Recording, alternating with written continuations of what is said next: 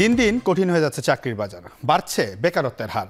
ঠিক এমন সব হতাশার মাঝেও কিছু কিছু সরকারি, বেসরকারি ও উন্নয়নমূলক সংস্থা আমাদের আশার আলো দেখাচ্ছে। তবে তার জন্য নিজেকে সবসময় রাখতে হবে প্রস্তুত, সবসময় রাখতে হবে আপডেট। সবাইকে স্বাগত জানাচ্ছি চাকরির বাজারে, সাথে আছি আমি সিউল আহমেদ। আজ আমরা দেখব এই সপ্তাহের বেশ কিছু নিয়োগ বিজ্ঞপ্তি। দর্শক, প্রথমে আমরা আসলে এই সপ্তাহের কিছু সরকারি চাকরির নিয়োগ বিজ্ঞপ্তি নিয়ে আলোচনা করতে চাই। প্রথমেই আমাদের সামনে আছে হচ্ছে Dhaka bus rapid transit company limited, Dhaka বিআরটির 4টি পদে জনবল নিয়োগের জন্য আবেদন করেছে। আমরা আসলে সেটি নিয়ে একটু আলোচনা করতে চাই। যদি আমরা একটু দেখাই, সেটি হচ্ছে যে আসলে এই চাকরির নিয়োগ বিজ্ঞপ্তিতে কী কী আসলে চাচ্ছে। আমরা যদি দেখি, প্রতিষ্ঠানের নাম হচ্ছে ঢাকা বাস র্যাপিড ট্রানজিট কোম্পানি লিমিটেড, যাকে সংক্ষিপ্ত রূপে বলছে হচ্ছে ঢাকা বিআরটি, এবং পদের বিবরণ হচ্ছে উপমহাব্যবস্থাপক, সেটি হচ্ছে অপারেশন ও অর্থ প্রশাসনের। এবং চাকরির ধরনটা যদি আমরা দেখি, সেটি হচ্ছে অস্থায়ী চাকরি, এটি একটি, পদ সংখ্যা হচ্ছে একটি। প্রার্থীর ধরন নিয়ে যদি একটু আলোচনা করি, সেটি হচ্ছে নারী পুরুষ উভয় আসলে আবেদন করতে পারবে। বেতনটা যদি আমরা একটু দেখি, সেটি হচ্ছে মাসিক বেতন হচ্ছে 1,05,000 টাকা, অর্থাৎ এই যে উপমহাব্যবস্থাপক সেটি একটু সিনিয়র পোস্টের জন্য। এবং আবেদনের নিয়ম হচ্ছে আগ্রহী যারা রয়েছেন তারা আসলে এই ঢাকা বাস র্যাপিড ট্রানজিট কোম্পানি লিমিটেডের মাধ্যমে আবেদন করতে পারবে। এবং আবেদন ফি যদি আমরা একটু দেখি, সেটা টেলিটক প্রিপেডের মাধ্যমে প্রতিটি পদের জন্য 1,115 টাকা, যেটি অফেরতযোগ্য, সেটি 72 ঘন্টার মধ্যে পাঠাতে হবে। অর্থাৎ আপনি আবেদন করার পরপরই কিন্তু যে 72 ঘন্টা থাকবে, 3 দিনের মধ্যে আপনাদেরকে পাঠাতে হবে। এবং আবেদনের শেষ সময় হচ্ছে 14 অক্টোবর 2024। এরপরে আমরা আরেকটি সরকারি যে ইসলামিক ফাউন্ডেশন রয়েছে সেটি নিয়ে একটু আলোচনা করতে চাই। সেটি হচ্ছে ইসলামিক ফাউন্ডেশনের যে মিশন রয়েছে, ইসলামিক মিশন, সেটি নিয়ে তারা একটি নিয়োগ বিজ্ঞপ্তি দিয়েছে এবং সেটি আমরা একটু দেখতে চাই। সেটি হচ্ছে প্রতিষ্ঠানের নাম হচ্ছে ইসলামিক ফাউন্ডেশন এবং বিভাগের নাম হচ্ছে ইসলামিক মিশন বিভাগ। এবং পদের বিবরণ যদি আমরা দেখি, সেটা হচ্ছে খণ্ডকালীন রেডিওলজিস্ট এবং এক্সরে টেকনিশিয়ান, অর্থাৎ এই দুটি পোস্টের জন্য হচ্ছে তারা নিয়োগ বিজ্ঞপ্তি দিয়েছে। এবং শিক্ষাগত যোগ্যতা যদি আমরা একটু দেখি, সেটি হচ্ছে সোনোলজিস্টের ডিগ্রি সহ আল্ট্রাসোনোগ্রামে 1 বছরের ডিপ্লোমা অথবা ডিপ্লোমা ইন রেডিওলজিতে আপনার ডিপ্লোমা কমপ্লিট করতে হবে। এবং নারী পুরুষ উভয় কিন্তু আবেদন করতে পারবে। বেতনটা যদি আমরা একটু দেখি, সেটা হচ্ছে প্রথম পদের জন্য 30,000 টাকা, অর্থাৎ খণ্ডকালীন যে রেডিওলজিস্ট নেওয়া হচ্ছে সেটার জন্য বেতন হচ্ছে 30,000 টাকা। এবং এক্সট্রা টেকনিশিয়ান যেটা আছে সে তার জন্য বেতন হচ্ছে মাসিক বেতন 19,000 টাকা। কর্মস্থল যদি আমরা দেখি, সেটি হচ্ছে, এটি কিন্তু 3টি জেলার জন্য আসলে আপনি আবেদন করতে পারবেন। সেটি হচ্ছে ময়মনসিংহ, মাদারীপুর এবং ঝালকাঠি, এই 3টি জেলায় আসলে আপনার কর্মস্থল হবে। এবং আবেদনের নিয়মটা যদি আমরা একটু দেখি, সেটি হচ্ছে পরিচালক ইসলামিক মিশন বিভাগ, ইসলামিক ফাউন্ডেশন, 10 তলা, আগারগাঁও, শেরেবাংলা, ঢাকা 1207, অর্থাৎ এই বরাবর আপনাদেরকে আবেদন করতে হবে। এবং অভিজ্ঞতা যেটি রয়েছে, সেটি হচ্ছে যাদের আসলে অভিজ্ঞতা রয়েছে তাদের আসলে অগ্রাধিকার খুব বেশি পরিমাণে দেওয়া হবে। এবং আমরা যদি একটু বলি, সেটি হচ্ছে এইটির আবেদনের শেষ তারিখ হচ্ছে 25 সেপ্টেম্বর 2024। আমরা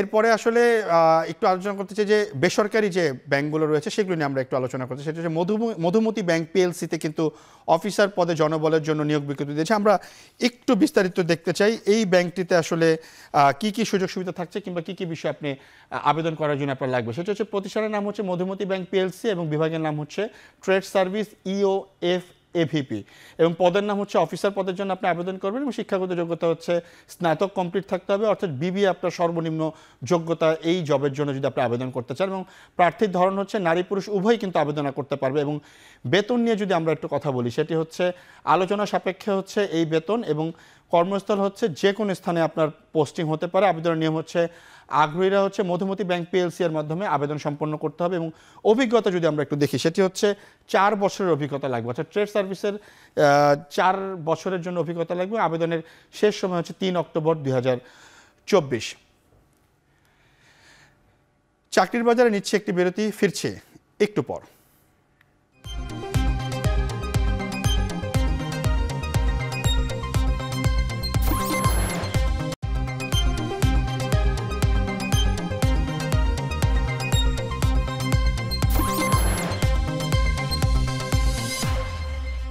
বিরতির পর ফিরে এলাম, আপনারা দেখছেন চাকরির বাজার। আমরা এখন আরেকটি বেসরকারি যে চাকরির নিয়োগ বিজ্ঞপ্তি, সেটা হচ্ছে ব্র্যাক ব্যাংক পিএলসি, সেটি নিয়ে একটু আলোচনা করতে চাই। আমরা একটু দেখতে চাই যে ব্র্যাক ব্যাংকে আসলে কি কি কন্ডিশন লাগবে আপনি যখন আবেদন করতে যাবেন, সেটি হচ্ছে যে প্রতিষ্ঠানের নাম হচ্ছে ব্র্যাক ব্যাংক পিএলসি এবং বিভাগের নাম হচ্ছে গভর্নমেন্ট রিলেশনস টিম এবং ডিস্ট্রিবিউশন নেটওয়ার্ক ডিভিশন।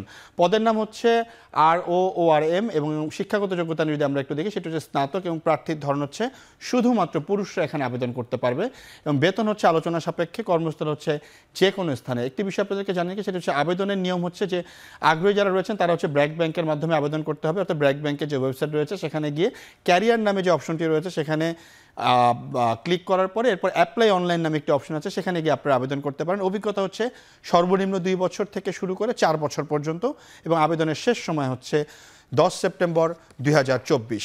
আমরা এরপরে আরেকটি বেসরকারি সংস্থার চাকরির নিয়োগ বিজ্ঞপ্তি নিয়ে আলোচনা করছি। আপনারা নিশ্চয়ই জানেন যে বিসিবি বাংলাদেশ ক্রিকেট বোর্ড কিন্তু নতুন করে আবেদন করেছে এবং সেটি নিয়ে আমরা একটু বিস্তারিত দেখতে চাই যে সম্প্রতি জনবল নিয়োগের জন্য বিজ্ঞপ্তি প্রকাশ করেছে বাংলাদেশ ক্রিকেট বোর্ড বিসিবি এবং আমরা একটু দেখতে চাই যে তারা আসলে কোন পদে লোকবল নিয়োগের বিজ্ঞপ্তি দিয়েছে। আমরা বিভাগের নাম যদি দেখি কিউরেটর, অর্থাৎ কিউরেটর হিসেবে যারা আসলে আবেদন করবে তাদেরকে আসলে মাঠের যে পরিচর্যা, পিচ এবং যে আউটফিল্ড রয়েছে সেগুলো নিয়ে একটু আপনার জানাশোনা থাকতে হবে। পদের বিবরণ হচ্ছে ট্রেনি কিউরেটর, পদ সংখ্যা হচ্ছে 4টি, অর্থাৎ ট্রেনি কিউরেটর হিসেবে 4 জনকে আসলে নেওয়া হবে এবং শিক্ষাগত যোগ্যতা যদি আমরা একটু দেখি সেটি হচ্ছে প্রথম শ্রেণীর ক্রিকেট খেলার অভিজ্ঞতা থাকতে হবে, মৃত্তিকা বিজ্ঞানে স্নাতক থাকতে হবে।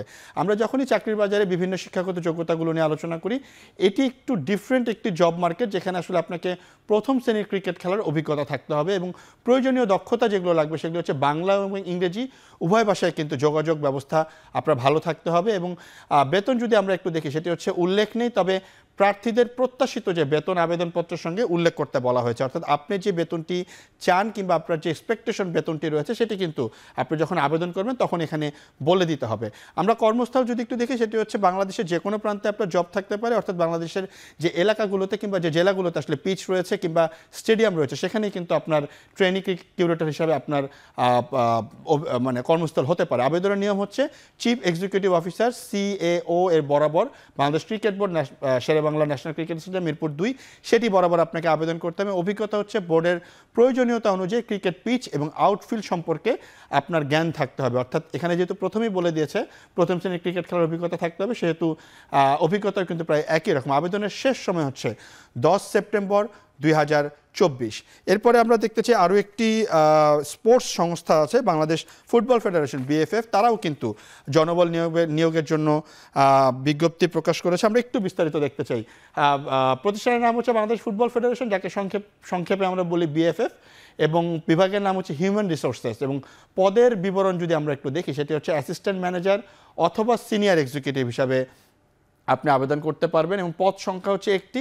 শিক্ষাগত যোগ্যতা হচ্ছে MBA, তবে মেজর থাকতে হবে হচ্ছে HRM এর উপরে, অর্থাৎ হিউম্যান রিসোর্স ম্যানেজমেন্টের উপরে আপনার আসলে MBA কমপ্লিট থাকতে হবে। এবং বেতন নিয়ে যদি আমরা একটু দেখি সেটি হচ্ছে এটি অভিজ্ঞতা এবং আলোচনা সাপেক্ষে আপনার, এবং অভিজ্ঞতা হচ্ছে 3 থেকে 4 বছর এবং আবেদনের নিয়ম হচ্ছে আগ্রহী যারা প্রার্থী রয়েছেন তারা বাংলাদেশ ফুটবল ফেডারেশনের যে ওয়েবসাইট রয়েছে সেখান থেকে ক্যারিয়ারে গিয়ে অ্যাপ্লাই অনলাইনের মাধ্যমে আবেদন করতে হবে এবং আবেদনের শেষ সময় হচ্ছে 13 সেপ্টেম্বর 2024।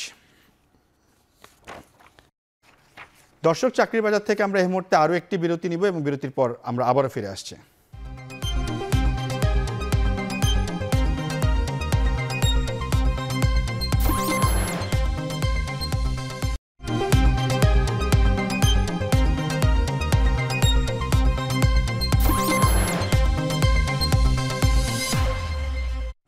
বিরতির পর আরও একবার ফিরে এলাম। আপনারা দেখছেন চাকরির বাজার। আমরা প্রতি সপ্তাহে একজন করে বিশেষজ্ঞ নিয়ে আসেন যিনি আসলে চাকরির বাজারে আবেদন করতে হলে কী কী টিপস থাকবে সেই বিষয়ে আসলে আমাদের সাথে কথা বলে থাকেন। আজ আমাদের সাথে অতিথি হিসাবে স্টুডিওতে উপস্থিত আছেন হাসান তৈয়ব, যিনি বেঙ্গল গ্রুপের হেড অফ HR হিসাবে আছেন।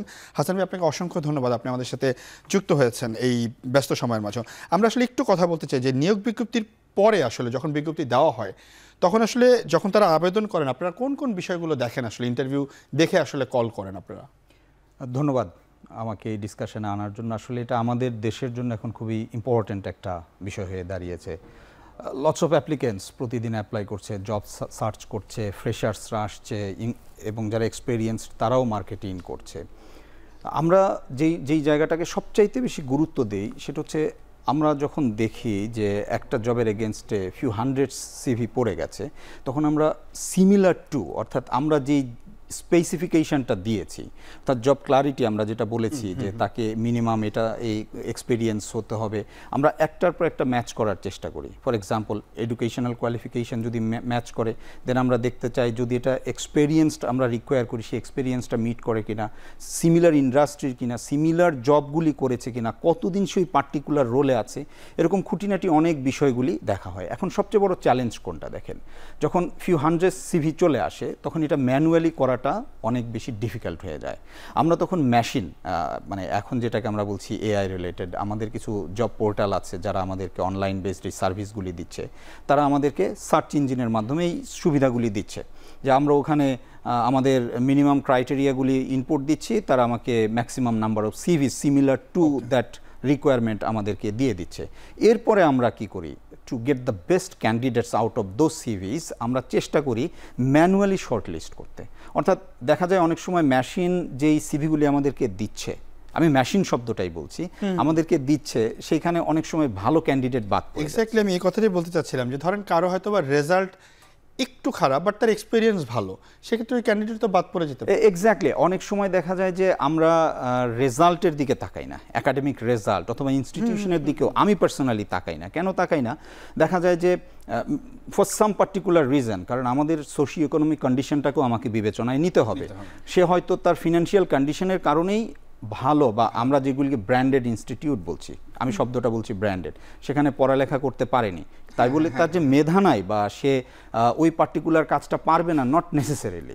সুতরাং ওই জায়গাগুলিকে আমরা প্রায়োরিটি দিই, আমরা দেখতে চাই যে what is displayed in his or her CV, তারপরে আমরা চেষ্টা করি বেস্ট ক্যান্ডিডেটগুলিকে কল করার জন্য। আচ্ছা, এটা তো প্রথম পর্যায়ে গেল আসলে, এরপরে নিশ্চয়ই আপনারা 4-5 জনকে পেয়ে গেলেন যখন ফাইনালি কল করলেন, সেক্ষেত্রে যদি জব মার্কেটে অথবা জব যে পদ সংখ্যা সেটি যদি একটি হয়ে থাকে, 4 জনই অলমোস্ট সিমিলার সেম, তখন আসলে আপনারা ওই একজনকে কিভাবে আসলে বাছেন? কোন বিষয়গুলো আসলে একজন ক্যান্ডিডেটের মধ্যে থাকলে খুব সহজে সে চাকরিটা পেতে পারে কিংবা অন্য ক্যান্ডিডেটদের থেকে একটু আলাদা হতে পারে?